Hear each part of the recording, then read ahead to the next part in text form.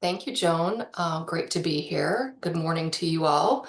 So yeah, I feel like we're going to be taking a little bit of a step back to some more baseline data, but I'm going to be talking about the CDMO as a data hub. Before I can do that, though, for those of you who aren't familiar, I would like to just do a brief overview of the NERRS system and our monitoring program. So the National Estuarine Research Reserve System, NERRS or NERRS, depending on where you are in the country, is a network of 30 coastal sites or reserves that are designated to protect and study estuarine systems in collaboration with and in service to the surrounding communities. It was established through the Coastal Zone Management Act, and it's a partnership program between NOAA and the coastal states, where each reserve has a state partner, whether it be a university, a state government office, or even a nonprofit. And the role of the state partner is the land ownership and management piece, the staff and the program implementation. And then the federal piece is generally funding and that higher level national coordination.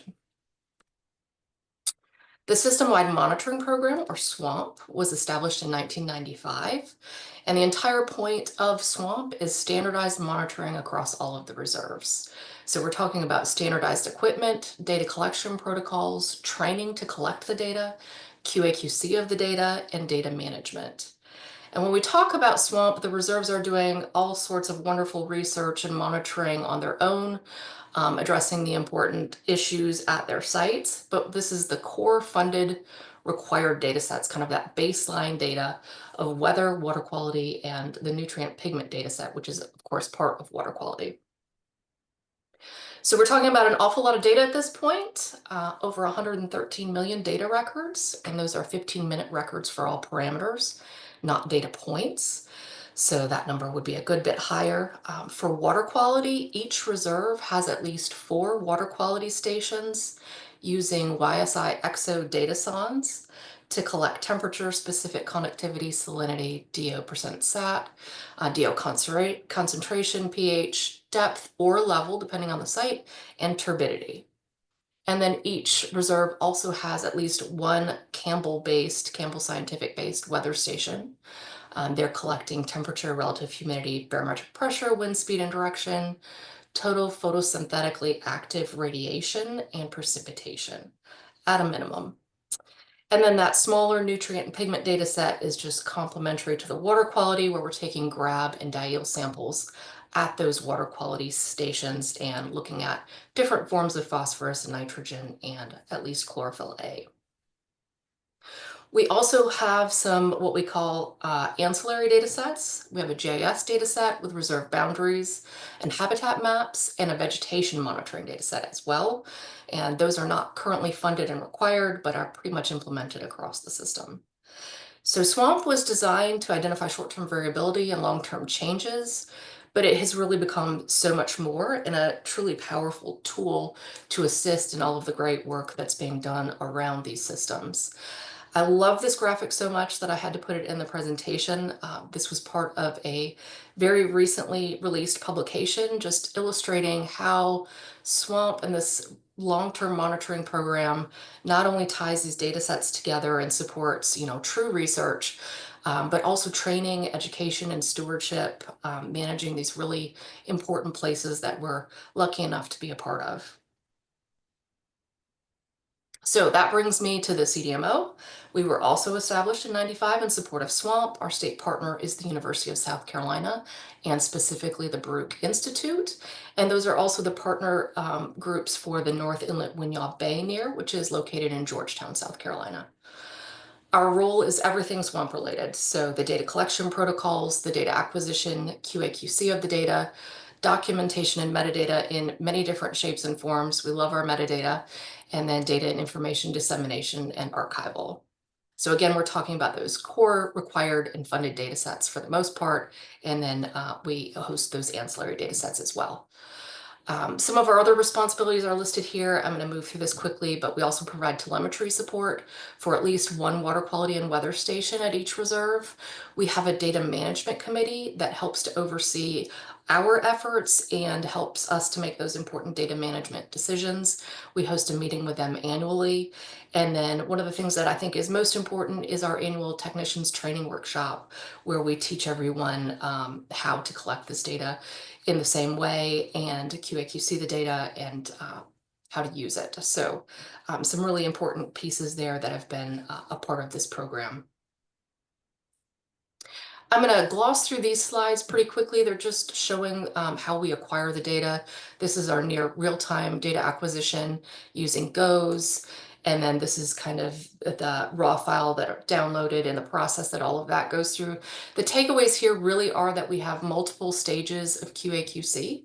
We have automated QAQC, reserve level QAQC, and then CDMO level QAQC. And at each stage, the data are updated in our database and made available through the different web applications.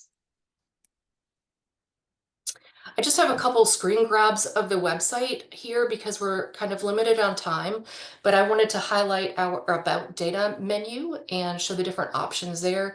All sorts of great information here on what data are available. Our SOPs are available for download.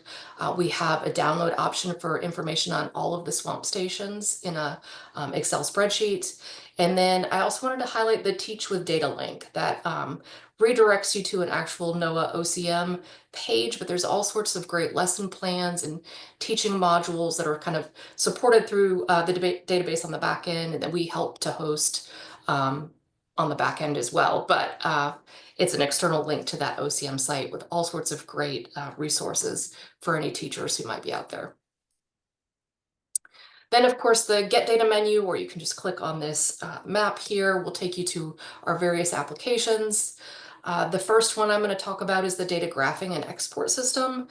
This one is really our data exploration workhorse. It's geared towards as many audiences as we could try to gear it towards. So not just researchers and scientists, but also, again, teachers and the general public, managers. It's supposed to be fairly easy and intuitive to use. There's a tutorial that's available there for folks to use as well if they need a little bit of help figuring out how to use it. But I'll drill down on that one here in a few minutes after we chat about these others. But the next one is our advanced query system, and as the name implies, it's really meant for more advanced users. It's a super powerful tool to pull huge amounts of data, very customizable queries. But when you go here, you really need to know what you're looking for and have the station codes, and so there's a little bit of background knowledge needed to use that one, but super powerful way to pull a ton of data quickly and effectively. Then our real-time data application is geared towards quick displays of our near real-time data, geared towards mobile devices, your phones and iPads. You can go to this site and save it on your home screen, and then it acts like any other app would. You just don't have to download and pay for it. So that's another really user-friendly way to get at our data as well.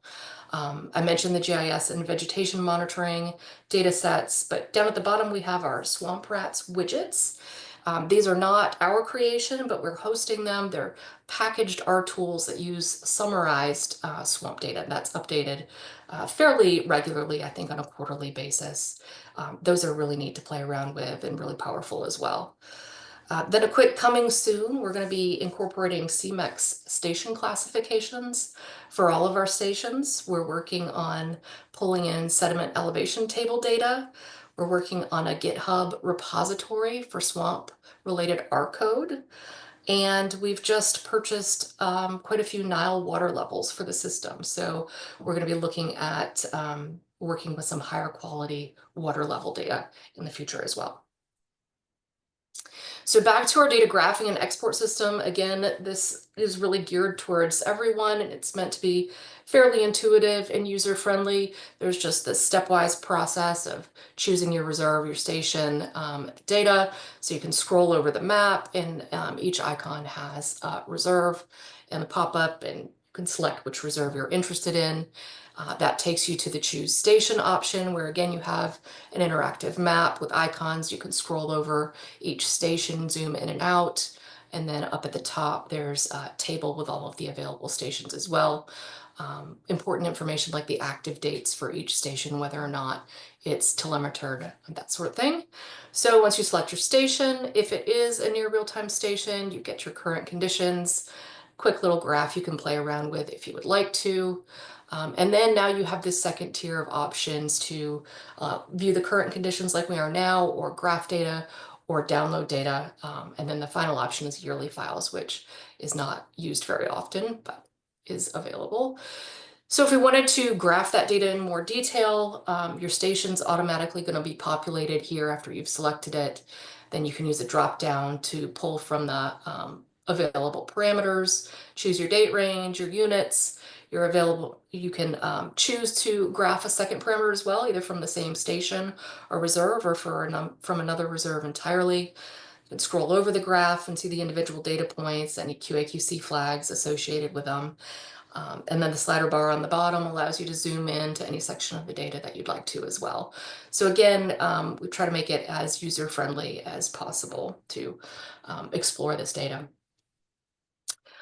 Then if you're interested in downloading data, again, super simple. You enter your dates. We have a best available data set, which filters out any rejected or missing data, or we have an all-inclusive data set option as well, and that one gives you everything. We do have a form that we ask folks to fill out. First and foremost, we need the email to deliver their links to the data files, but then we also use this information for data usage tracking. It's very helpful for that. And in the event of a major issue with the data set that we discover in one of those multiple levels of QC, we can actually reach back out to folks and let them know that there's been an update. And that's been really useful in the past as well. One other thing I'll mention quickly is our web services option. This is, again, for more of our power users, I guess you'd say. A little bit of programming knowledge necessary, but not a lot. And folks can use this to automate pulls of our data on a regular basis. So the real-time data is delivered hourly, and you can set up a pull to pull that data hourly as well. So that's all I have. Happy to take any questions if there are any.